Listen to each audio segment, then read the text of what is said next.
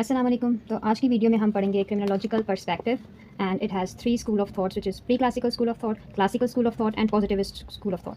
Positivist school of thought के आगे three more perspectives हैं which is biological perspective, psychological perspective and sociological perspective. तो criminological perspective basically है क्या?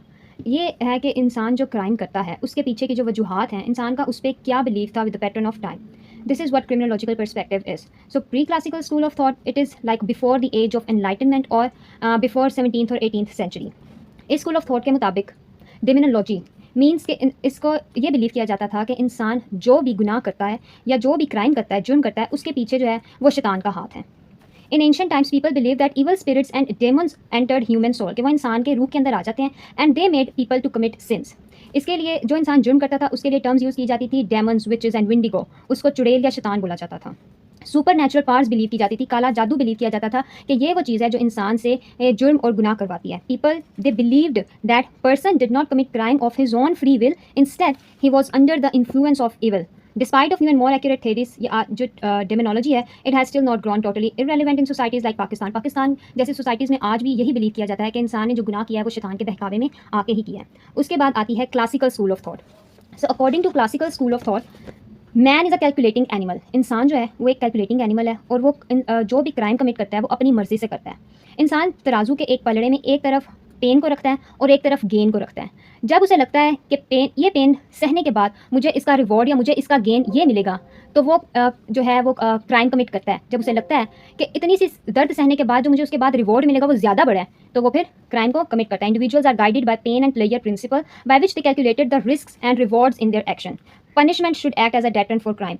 इस स्कूल ऑफ थॉट के मुताबिक जो पनिशमेंट है it should act as a deterrent, वो मिसाल होनी चाहिए ताकि आइंदा क्राइम ना करें, ताकि उन्हें जब वो तराजू के एक तरफ पेन और एक तरफ गेन को रखें तो उन्हें पेन ज़्यादा और गेन कम लगे। उसके बाद आ जाता है positivist school of thought. Positivist school of thought के मुताबिक it came into being during second half of 19th century. Second half of 19th century में ये पॉजिटिविस्ट स्कूल ऑफ थॉट जो है ये आया था। इसके मुताबिक reasons which are beyond their control, humans जो है they commit crimes according to the reasons which are beyond their control. वो उन वजूहात की वजह से क्राइम करता है जो कि उसकी कंट्रोल से ही बाहर है। इसमें उसका बायोलॉजिकल पर्सपेक्टिव आ जाता है, साइकोलॉजिकल पर्सपेक्टिव और sociological perspective. Positivist school of thought ये सिज़ेरे लैम्ब्रोसो ने इसको दिया था और इसमें फर्दर जो है बायोलॉजिकल पर्सपेक्टिव जो है it is further divided into physiognomy, phrenology and atavism. Physiognomy क्या है? फिजियोनॉमी के मुताबिक जो इंसान है, जो क्रिमिनल और नॉन क्रिमिनल में आउटर अपीयरेंस का डिफरेंस होता है, स्पेशली उसके फेस का।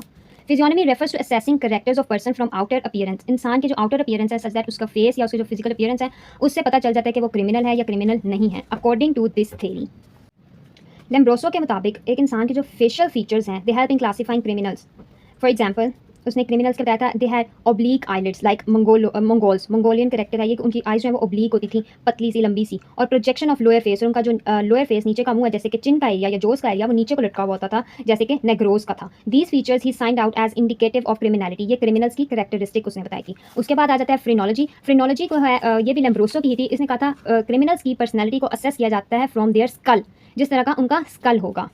इसमें उसने कुछ करेक्टरिस्टिक्स बताई थी, जैसे कि उसने बोला था कि देयर आर 3 कंपार्टमेंट्स। एक इंसान के ब्रेन में 3 कंपार्टमेंट्स होते हैं, जो कि एक है एक्टिव प्रोपेंसिटी, सेकंड है मोरल प्रोपेंसिटी और थर्ड है इंटेलेक्चुअल प्रोपेंसिटी। उसने कहा था कि इंसान के जिस एरिया का साइज जो है वो बड़ा होगा वो बताएगा कि उसकी स्ट्रेंथ ह्यूमन ट्रेट में कितनी होगी। फॉर एग्जाम्पल कि अगर उसकी left side of the head है विच कंटेन्स डिस्ट्रक्टिव प्रोपेंसिटीज़, जहाँ के तबाही या लड़ाई झगड़े वाली प्रोपेंसिटीज़ खसूसियात होती हैं, अगर वो वाला साइड जो है वो बड़ी होगी, उसमें बम्प्स होंगे, दैट मीन्स इट शोज़ कि ह्यूमन जो है it have strong destructive tendencies, उसके अंदर स्ट्रॉन्ग डिस्ट्रक्टिव टेंडेंसीज होंगी। और उसने कहा था कि ये जो साइज़ है उसके different regions of human skull it can be enhanced, इसको बड़ा या छोटा किया जा सकता है थ्रू प्रैक्टिस, अगर इंसान खुद पे प्रैक्टिस करे। थर्ड आ जाती है एटाविज्म। एटाविज्म क्या है कि एक इंसान जो है, ये माना जाता है कि लोग मानते हैं कि इंसान जो है वो जानवर से बना है, जैसे कि कहा जाता है कि इंसान बंदर से डेवलप हुआ है। तो एटाविज्म, जिसको कि थ्योरी ऑफ डेविएंस भी बोला जाता है, उसके मुताबिक जो क्रिमिनल्स होते हैं वो फुल्ली डेवलप होते ही नहीं as human beings. Therefore contain qualities of primitive man. इनमें कुछ प्रिमिटिव मैन पहले के जो इंसान है उनकी खसूसियात बाकी रह जाती हैं, जिसे कि एटाविस्ट बोला जाता है। It played an important role in development of modern criminology. जो आज की मॉडर्न क्रिमिनोलॉजी है इसमें इस थ्योरी का बहुत बड़ा रोल है।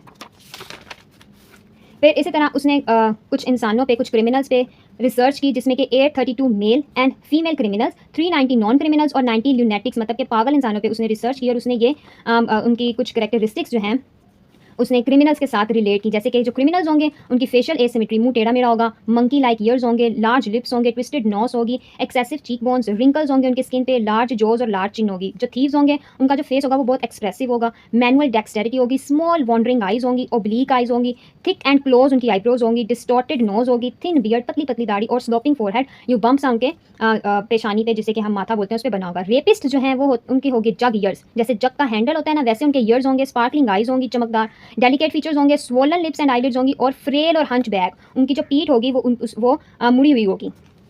उसने बोला था मेल जिनमें इनमें से 5 कैरेक्टरिस्टिक या फीमेल जिसमें कम से कम इनमें से 3 कैरेक्टरिस्टिक्स होंगी वो क्रिमिनल होगा। They are held born criminals, उनके अंदर क्रिमिनल्स वाली खसूसियात होंगी। उसके बाद आ जाता है, ये था बायोलॉजिकल पर्सपेक्टिव। उसके बाद आ जाता है sociological perspective. According to this perspective इंसान जिस सोसाइटी में जिस माहौल में रहता है वो उसी तरह की जो है उसमें कैरेक्टरिस्टिक्स आ जाती हैं। जैसे कि अगर वो गरीब है, पुअर है, तो वो चीज़ें दूसरों को देखेगा, अमीरों को देखेगा, वो चीज़ें लेने के लिए वो क्राइम कमिट करेगा। या फिर उसका पीयर ग्रुप जिस तरह की लोगों में वो रहता है अपने दोस्तों में, तो उनकी भी वो खसूसियात अपने अंदर डेवलप कर लेता है। Sociological theories generally assert that crime is the normal response of a biologically and physiologically normal individual to social conditions, जैसी उसकी सोशल कंडीशंस होंगी that are abnormal and criminogenic. अगर वो क्रिमिनल्स के दरमियान पला बड़ा तो ऑब्वियसली वो भी बड़ा होकर क्रिमिनल ही बनेगा। थर्ड पे आ जाता है हमारे पास psychological perspective. According to this perspective, according to Charles Goring, he discover relationship between crime and flawed intelligence. उसने कहा था कि जो क्रिमिनल्स हैं वो नॉन इंटेलिजेंट होते हैं। He find that criminals are more likely to be insane, वो थोड़े खप्ती पागल से होते हैं, अनइंटेलिजेंट नालायक होते हैं, and to exhibit poor social behaviour, और वो लोगों के अंदर इतना घुलते मिलते नहीं हैं। इसमें उसने एक एग्जांपल दी थी कि जो इंटेलिजेंट पर्सन होगा उसका जो IQ लेवल होगा वो 100 से अबव होगा। जिस पर्सन का IQ लेवल लेस देन 100 होगा तो उसमें क्रिमिनलिटी की टेंडेंसी होगी, वो क्रिमिनल होगा। उसके बाद साइकोलॉजिकल स्कूल में इसने एक और चीज़ बताई थी कि देयर इज़ अ कॉन्शियस और unconsciousness in a human being. Conscious में उसकी होती है ईगो और अनकॉन्शियस में होती है id and super ego. Ego जो होती है वो हमें रियलिटी से रूशनास या आशना रखती है, और जो अनकॉन्शियस में इड और सुपर ईगो है, इड होती है उसको सिर्फ प्लेयर चाहिए विद राइट मीन्स और रॉन्ग मीन्स, उसको सिर्फ प्लेयर चाहिए। सुपर ईगो जो है वो हमारे मोरल अहलाकियात को रखती है कि नहीं ये काम सही है, ये काम गलत है। इड और सुपर ईगो में मीडिएटर का काम करता है ईगो। फॉर एग्जाम्पल, हम एक एग्जाम्पल लेते हैं कि एक इंसान जो है वो एक बाग में जाता है, वहाँ एक दरख्त पे सेब लगा हुआ है, उसको वो सेब चाहिए विद राइट मीन्स और विद रॉन्ग मीन्स। अब इसको बताएगा कौन कि ये राइट है या रॉन्ग है? सुपर ईगो जो है वो उसको, अब इट उसको बोलेगा कि ये अब यहाँ कोई नहीं देख रहा है, ये सेब ले लो और खा लो, और अपना जो प्लेयर है वो ले लो। जबकि सुपर ईगो इसको कहेगा नहीं ये सही नहीं है, ये गलत है। तो अब आएगा ईगो। ईगो इन दोनों में मीडिएटर का काम करेगा। ईगो बोलेगा कि ये जो बाग का मालिक है या जो भी वहाँ पर मुहाफिज है उससे इजाज़त ली जाए, उससे इजाज़त लेके अगर ये सेब खा लिया जाए तो फिर इड का प्लेयर भी हो जाएगा और सुपर ईगो का जो मोरल है वो भी बाकी रह जाएगा। तो ये इन दोनों में मीडिएटर का काम करता है। तो ये था साइकोलॉजिकल पर्सपेक्टिव। होप आप लोग को समझ आ गई होगी। मिलते हैं नेक्स्ट वीडियो में नेक्स्ट टॉपिक के साथ। अल्लाह हाफिज़।